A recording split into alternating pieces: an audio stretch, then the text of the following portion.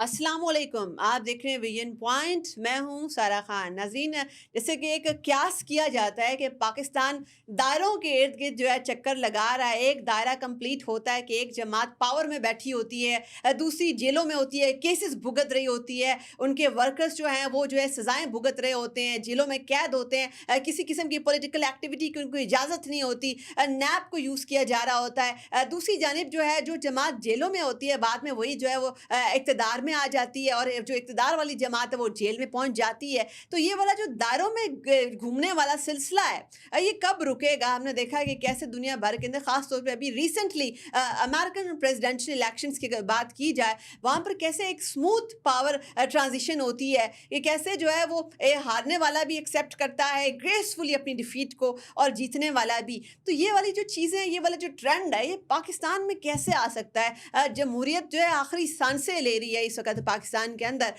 क्या मामला होगा? कैसे पॉसिबल होगा? न क्योंकि हमने ये भी देखा है कि एक जमात जो है जो इस वक़्त रिप्रेशन का एलिजिडली शिकार है, तहरीक-ए-इंसाफ, वो हमेशा से जो है हुकूमती वज़रा के साथ और हुकूमती नुमाइंदों के साथ एक टेबल पर मुज़ाकरात के लिए बैठने के लिए बिल्कुल भी आमादा नहीं थी, और उसका सिर्फ़ एक मुतालबा था कि हम एस्टेब्लिशमेंट से ही बात करेंगे। मगर ड्रामेटिकली जो है वो अपनी इस पोज़ीशन से पीछे हट जाते हैं और हुकूमती वज़रा के साथ मुज़ाकरात पर भी बैठ जाते हैं, और मुज़ाकरात का दूसरा दौर भी चल रहा है। तो इसका जो ये साल 2025 है, क्या ये सियासी इस्तेहकाम का साल होगा? क्या पाकिस्तान जो है ये तमाम ये जो मफरूज़े और तमाम किस्म की जो कॉन्स्पिरेसीज़ हैं, और ये जो सड़कों के ऊपर एहतजाज है, पार्लियामान से निकल कर अब जो सड़कों के ऊपर फैसले होने लगे हैं, इससे निकल कर आगे जो है हम एक स्टेबल रोड मैप की जानिब जाएँगे? चूँकि पूरी दुनिया के अंदर जमहूरियतों के अंदर आप देखते हैं, सिर्फ़ हुकूमत की ज़िम्मेदारी नहीं होती है आपकी जो नेशनल गोल्स हैं, अपोज़िशन की भी बड़ी ज़िम्मेदारी होती है कि उनका भी बड़ा एक रिस्पॉन्सिबल, बड़ा एक प्रोडक्टिव रोल होता है। पाकिस्तान में जो पाकिस्तान की अपोज़िशन है, वो वाला किरदार अदा करने के लिए क्या इस वक़्त तैयार है? तमाम इन पहलुओं का अहाता करने के लिए मेरे साथ मौजूद हैं अब्दुल लतीफ़ साहब। आप एमएनए हैं, NA1 चित्राल से, और आपकी सबसे दिलचस्प और ख़ास बात आपकी ये है कि आप 1996 से आप जो है पाकिस्तान तहरीक-ए-इंसाफ के साथ वाबस्ता हैं। आप वो वाली खेप से आपका बिल्कुल ताल्लुक़ नहीं है जो पीटीआई का जब अरूज आया था मीनार-ए-पाकिस्तान जलसे के बाद, और उसके बाद हमने देखा कि एक इलेक्टेबल्स की एक दौड़ लग गई थी। उन्होंने आकर पार्टी को हाईजैक कर लिया था। तो अब्दुल लतीफ़ साहब जो हैं ये नज़रियाती वर्कर हैं, और उन्होंने जो है अपनी जो सियासी जद्दोजहद बहुत पहले से पाकिस्तान तहरीक-ए-इंसाफ के लिए की है, और वहीं से अपनी जो है मंज़िल का जो है इन्होंने आगाज़ किया अपनी पॉलिटिकल स्ट्रगल का। आपके वक़्त का बहुत-बहुत शुक्रिया। सर, सबसे शुक्रिया। पहली चीज़ तो ये देखेंगे कि इस वक़्त पाकिस्तान तहरीक-ए-इंसाफ के अंदर हमें जो एक फ़ेस नज़र आता है वो लॉयर्स का नज़र आता है। इस वक़्त वुकला आपकी जमात को जो है वो लीड कर रहे हैं, और उसके अंदर भी हम देखते हैं कि एक बड़ी वो डाइवर्जिंग पोज़ीशंस होती हैं। एक पोज़ीशन नहीं होती है। अगर जो है एक तबका जो है वो ये कह रहा होता है कि जी वहाँ वाक़ई में मुज़ाकरात हो रहे हैं, बड़े प्रोडक्टिव हो रहे हैं, and we are ready for that. दूसरी जानिब से जो है वो धमकियाँ भी लगाई जा रही होती हैं, जैसे सीएम जो है आपके गंडापुर साहब, वो उनका अभी भी बड़ा जो है वो एक धमकी आमेज़ाना रवैया है। तो आपको क्या लगता है इसका जो मौजूदा क़यादत है वो इश्यूज़ को, इन चीज़ों को सही तरीके से टैकल कर रही है? सबसे पहले तो आपको शुक्रिया प्रोग्राम में मदऊ करने का। It's an honour for us. उसके बाद जिस तरह आपने इंट्रो में कहा पाकिस्तान की जो सियासी जो पॉलिटिकल अपहीवल पाकिस्तान में है और डेमोक्रेसी की जो हालत हो गई है, हमारा पॉलिटिकल सिस्टम जो कोलैप्स हो चुका है। देखें दुनिया में ये दुनिया जो है ये कहते हैं इल्लत व मालूल की दुनिया है, ये काज़ एंड इफ़ेक्ट्स की दुनिया है। अल्लाह तबारक व तआला अगरचे हर चीज़ पे कादिर है, लेकिन दुनिया में अल्लाह की कुदरत अपनी जगह पे, लेकिन उसकी एक सुन्नत होती है, हुँ। उसका एक तरीक़ेकार होता है कि फ़ॉर एग्ज़ाम्पल मैं हर जगह ये बात कहता हूँ कि अगर अल्लाह की कुदरत ये है कि वो हज़रत मरियम को बग़ैर शौहर के बेटा दे दें, हुँ, ये उसकी कुदरत है। हुँ, लेकिन पूरी इंसानियत के लिए ये सबक है कि जिसको औलाद चाहिए हो, वो जो है वो शादी करे, तब जाके अल्लाह ताला जो है उनको औलाद देगा। तो इसी तरह ये एक निज़ाम अल्लाह ताला की तरफ से ये दुनिया में है इल्लत व मालूल का, कि जिसमें काज़ एंड इफ़ेक्ट्स होते हैं। फ़ॉर एग्ज़ाम्पल आपने अमेरिका की मिसाल दी। हुँ, देखिए वहाँ पे भी अ, डीप स्टेट जो हम कहते हैं, they were totally against Donald Trump. First time in American history एक ऐसा पॉलिटिकल बंदा उठा जो ट्रेडिशनल पॉलिटिक्स से हट के कुछ नया करना चाहता था, और अमेरिकन इस्टेब्लिशमेंट नहीं चाहती थी कि अमेरिका का जो एक जो ट्रेडिशनल वे ऑफ पॉलिटिक्स है, जो इंटरनेशनली उसकी जो उसकी एक्टिविटीज़ हैं वो उसी तरह जारी रहें, उसमें कोई नयापन ना आए। लेकिन उसके बावजूद ट्रम्प जीत गया। क्यों?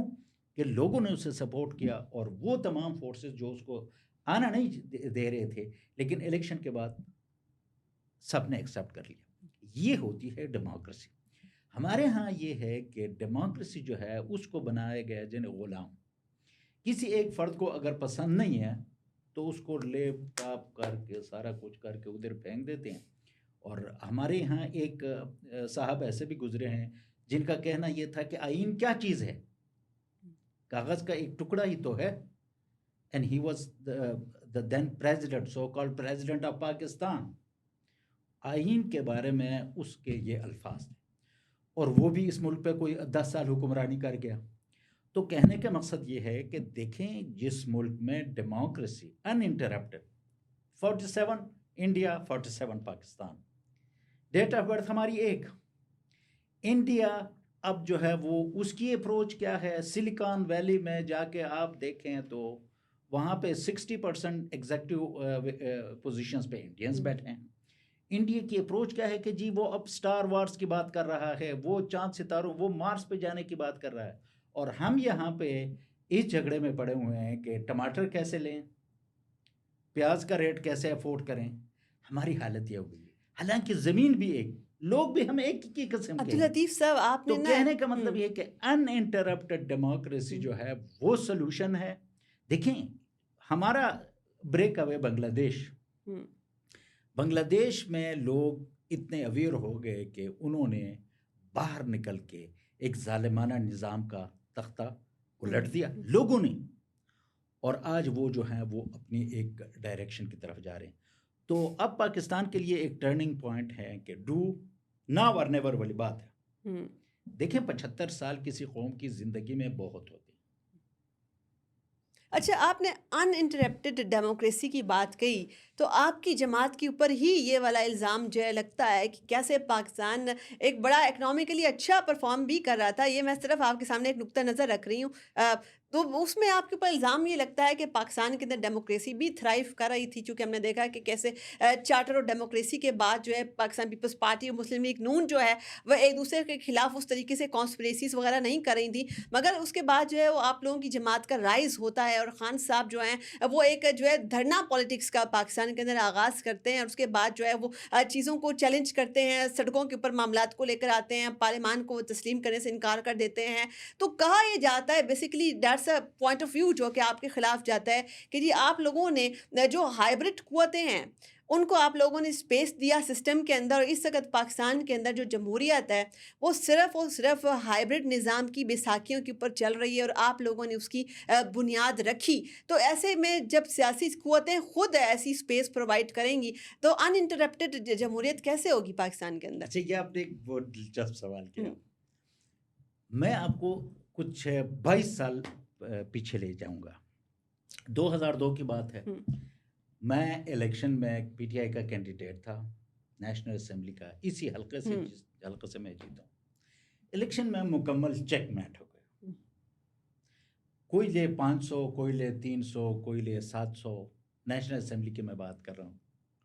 इलेक्शंस के बाद इसी इस्लामाबाद में एक 3 डे सेशन हुआ हमारी, हुँ, ब्रेन स्टॉर्मिंग हुई। अच्छा, ब्रेन स्टॉर्मिंग हुई कि जो पार्टी मतलब एक एग्रीगेट उसके वोट हज़ारों में हो, सिर्फ खान साहब अपनी सीट जीत गए थे, बाकी हम सब मलिया में।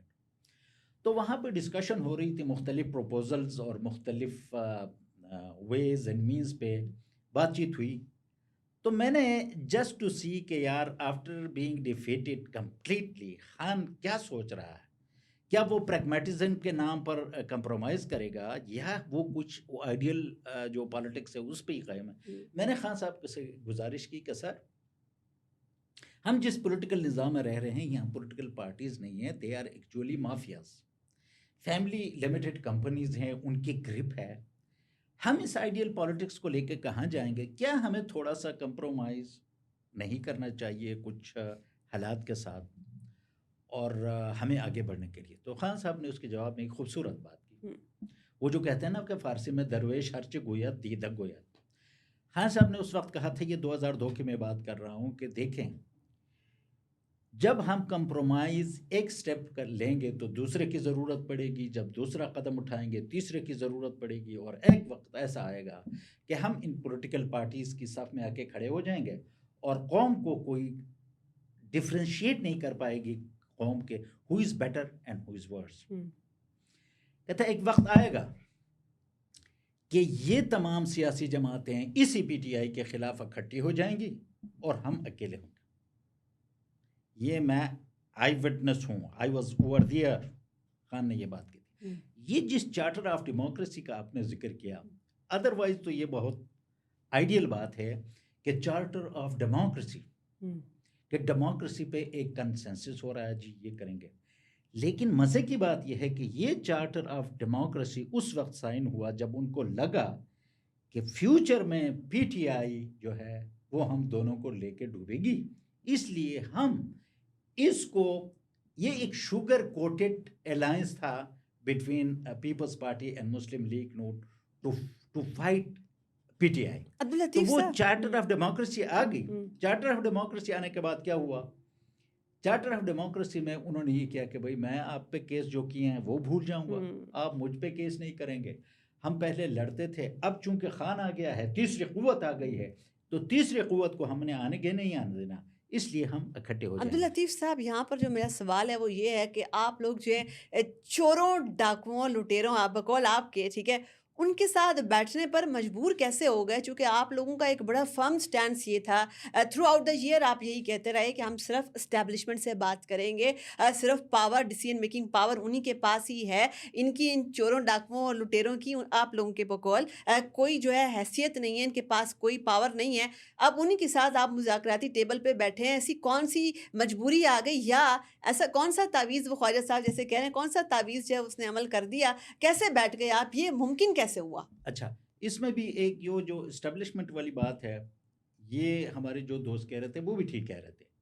اور میں نے نیشنل اسمبلی میں بھی یہ بات کی کہ بھئی ایک بندہ آتا ہے میرے گھر میں آ کے، وہ میرا فریج یا ریفریجریٹر اٹھا کے لے جاتا ہے اور وہ کسی دوسرے بندے کے ہاتھوں بھیج دیتا ہے.